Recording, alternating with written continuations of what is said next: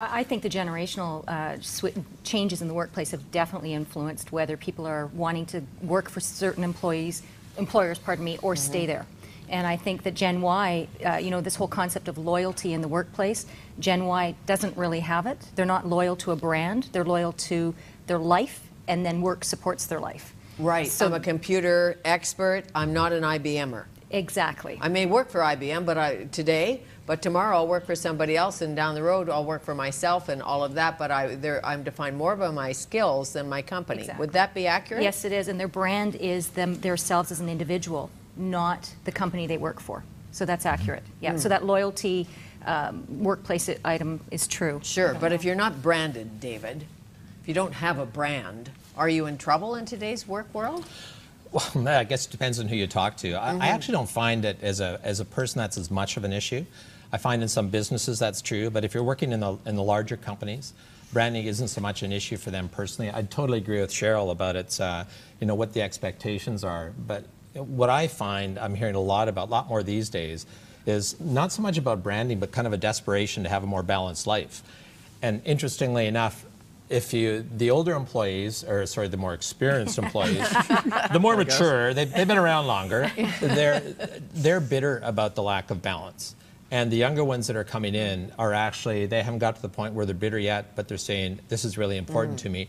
And they're hearing these messages from senior executives saying, you really have to put in the extra hours around here if you want to get ahead. And the really good employees are saying, I don't think so. I'm not up for that. Even the very young ones are not willing to do anything to get ahead. But wait, the thing is that there's still the notion of people working really hard. I mean, I come from a law background, and as much as every time I read about it in the legal publications, they're saying, people are sort of rebelling against this. The fact is, you still have tons of lawyers or tons of people and others who are still thinking, if I want to get ahead, I better make sure that I'm busting my butt, I get in at least the same time or shortly after the boss does, stay as late as he or she does, that kind of stuff. So I think there's still a lot of people that are still following that model. Whether they like it or not, I don't know.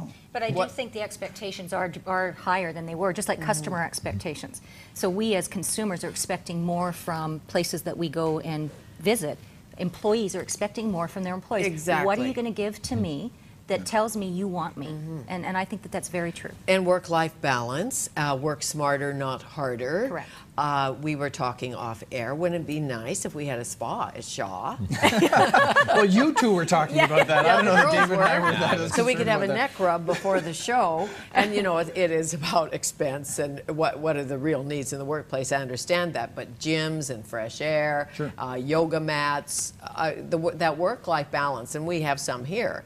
You need a work-life balance, and you demand it more today than my father did. I think a lot of the trappings there, like I see people that they're given the membership in the great spa, or they're given the golf club membership, and then if they're seen to be leaving early on a Friday to golf, it's like, just, the looks like, the perks are there, they're saying the right things, but I don't think the culture is totally supportive of that, because there's an acknowledgement still. They're run by people who have been around for a long time, and they really believe that it's about, they still operate on how much face time is there. It's not how much you produce, it's how much you're in the face of senior executives. But that's very much a boomer mentality, which is we have rules. Boomers have rules that you must start at 9 and you must work till 5, and unless you do that, you're not working. And that's what Gen Y and X is pushing. And they're saying, if I get 8 hours work done in 4 hours, my expectation is I'm going to take off early and go golfing or go skiing, and I don't want you to give me any grief about it. And that is a real shift that we're seeing happen. That's how my kids operate. It's true. And I give them the old woman advice, stick to it. 12 hours a day. The boomer advice. But, I totally get that because we've all worked with people who are at their desk 12 hours. They're the earliest in and the last out, and they don't accomplish any more than someone who does it in a different way. A lot of people are talking about you're busy, but are you accomplishing anything? And there's lots of times where people say, how are you doing? Oh, well, I'm very busy. And lately I've been, and that's actually after reading Tim Ferriss's book, The 4-Hour Work Week, and I'm not there yet.